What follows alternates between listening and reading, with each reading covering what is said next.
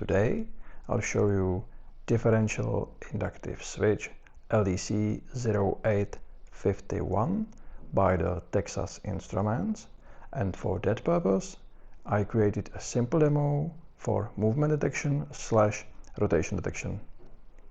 Let's see it in action. The board contains the sensor device with a few components around, the power supply and output connector, and two coils, reference and sensing coil. The switch is triggered when a conductive object comes within close proximity of the sensing coil. The mechanical bar contains a hexagonal disc with 3 nuts representing conductive objects.